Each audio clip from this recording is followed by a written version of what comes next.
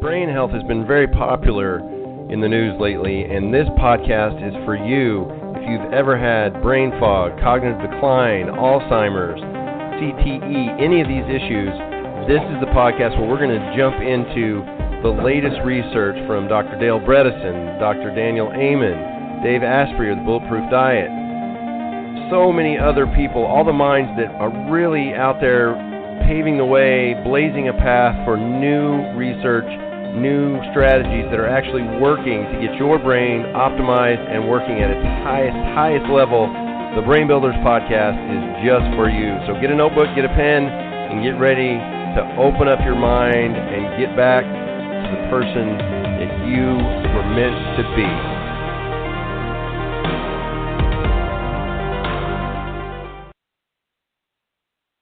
Hello, hello, hello. It is Dr. John DeWitt here, and I have got I know we're going to talk about gut and inflammation, but I actually wanted to kind of change gears a little bit and talk about why I got into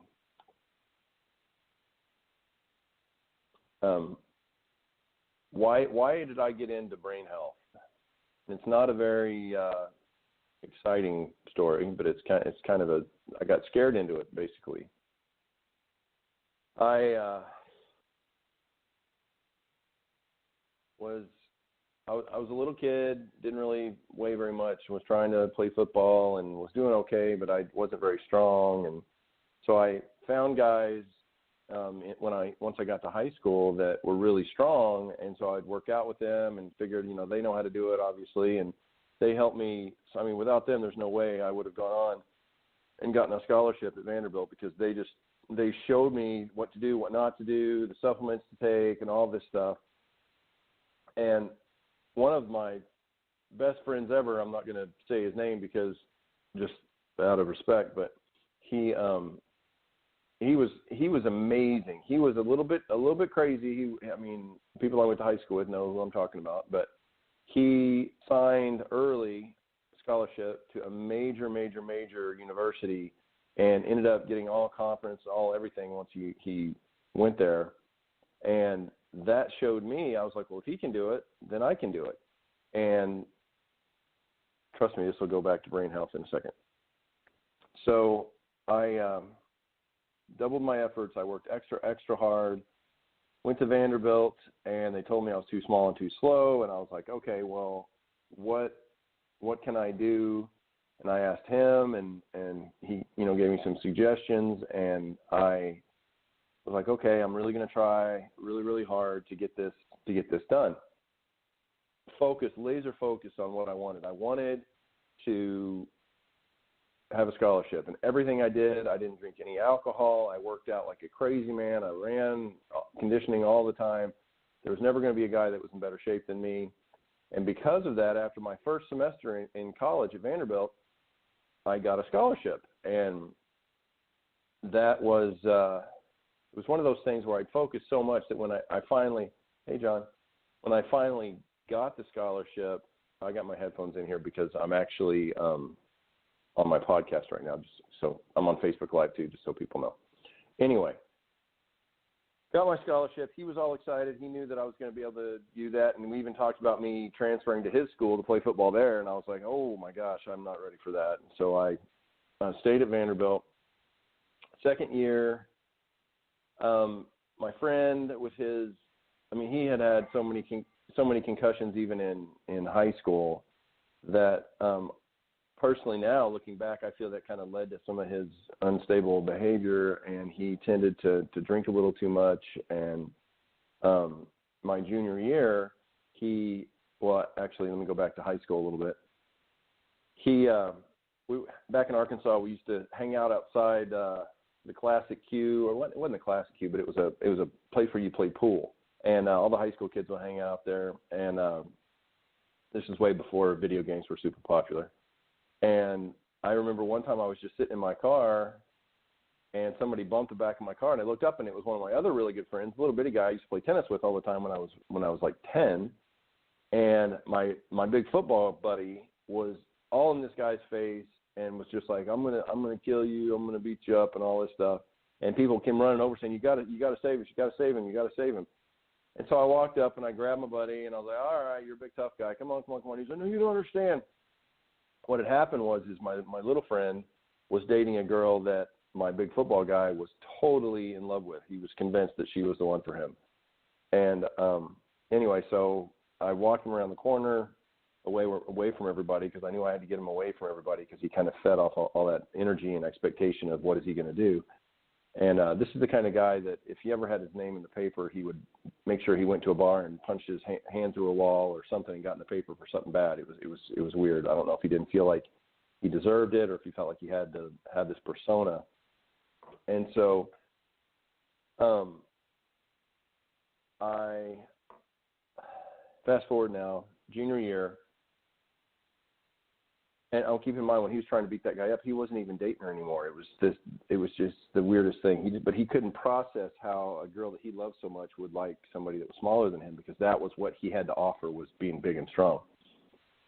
So junior year, sophomore year, he calls me up, my big friend, and he's just like, you need to call this girl up, call her and tell her I love her. And I'm just like, dude, she's moved on. You need to move on. I don't understand why you're saying this. And he said, well, if you don't do it, we're not friends anymore. And I mean, I knew he didn't mean that because, he didn't know what he was saying at the time. And I said, well, I'm sorry, but I'm not going to call and stir that whole, bucket of worms or whatever, barrel of monkeys, whatever you want to call it. I'm not stirring that pot again, so I'm not calling her. Anyway, it was probably 2 weeks later. It was October 13th, and that's why this is kind of fresh on my mind right now because every October is just horrible for me.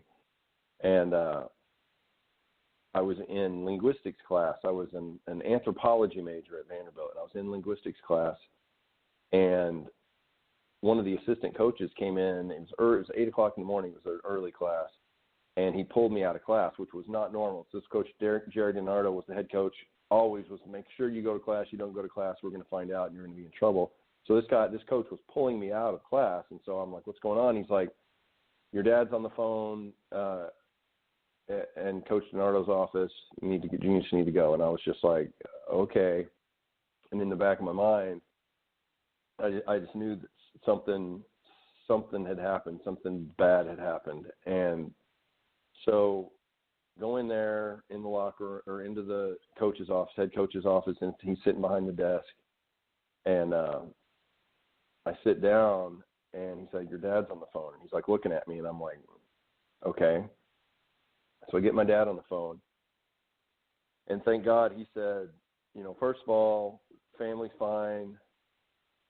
We're all fine. Your mom's fine. Your sister's fine. Everybody's fine. I was like, okay, well, so what's going on? He's like, well, I just wanted you to know before it's on the news and on TV and stuff that this big stud football player, a friend of mine, had killed himself. It was I don't even know how to explain how I felt. This is a guy that during the off season, during the summer after my freshman year, we trained almost every day, all the time. And I would get worried and have self-doubt and be like, what if I can't play football anymore? And, what if I don't know how to do it? And my buddy would always just be like, you're overcomplicating it, man. He's like, you know what to do, just do it. And ironically, that's my last name, which I thought was kind of funny. But so this was not the first time that he had tried to commit suicide. And, I might share some of the other experiences that were even more crazy. But so, yeah, he had killed himself. And I knew for sure, for a fact, I was like, I guarantee he was drunk. I guarantee you he didn't know what he was doing.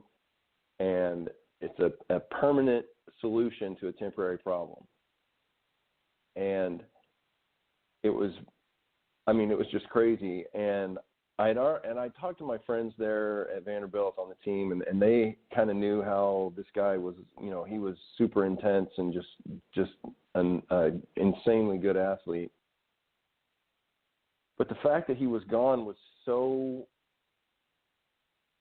odd to deal with at that age. I mean, I was probably 19, 20 years old, and at the time I was so focused on my goal of getting my scholarship and all that I didn't want to I didn't want anything to distract from me improving, and just totally was losing sight of reality and what really mattered. And I just watched several times Pumping Iron, the movie with Schwarzenegger and Lou Ferrigno, back when they were competing against each other for the Mr. Olympia, I believe. And at one point, Schwarzenegger talked about how, my dad died, and my mom was like, okay, so of course you're going to come out for the funeral. And he was like, no, he's gone, and I have this going on, and I'm not going to go to the funeral. And he didn't go to the funeral, and so I thought I was going to be like Schwarzenegger and not go to the funeral. And I told Coach DiNardo that, and he was like, are you sure? Because that's kind of, that's kind of a big deal. And I was like, no, I'm not going to go.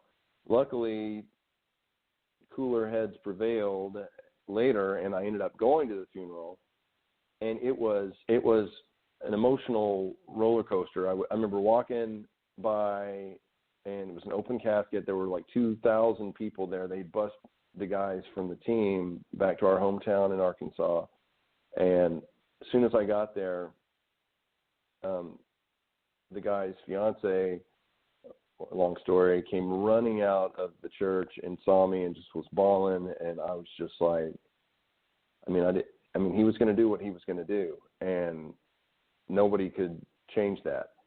And so I remember sitting there in the church, and I was going through, I'd be crying, and then I'd be laughing, and then I'd be crying, and then I'd be laughing because I was watching everybody that would walk by the casket, and I would be like, okay, I know he hooked up with you, and that's why I was just laughing, because we always used to share stories like that on, after we'd work out, we'd sit in the sauna and have story time where you'd talk about, I hooked up with this girl and that girl, whatever, what high school kids do. But the reason that inspired me to get into brain health is because after that, I went on and got all these awards for football. I ended up playing professional football for 12 years, but the whole time something was always missing because my friend wasn't there for me to say, hey, and in my mind I'd be like, he's seeing everything because he can see everything now. And I'm just like, okay, I even had horrible dreams where we'd be hanging out and I would forget that he was gone. And then I'd be like, wait a minute, you're not alive anymore. And he would say, what are you talking about? I live in Cuba now with all these other celebrity rock stars that disappeared, so to speak. And I remember Jim Morrison was one of them. And it was just so sad to wake up and realize that he really wasn't there. But I know that was because of the brain trauma that he ended up doing that. And fast forward a bunch of years, the movie Concussion came out. I didn't want to watch it. And then I finally did watch it, and I realized there has to be something I can do about this because of my background in nutrition and chiropractic and things like that. So that is what has gotten me into brain health, and I have uncovered several amazing things that worked great for me and different exercises and things like that. We'll get back to Dave Asprey's book next time.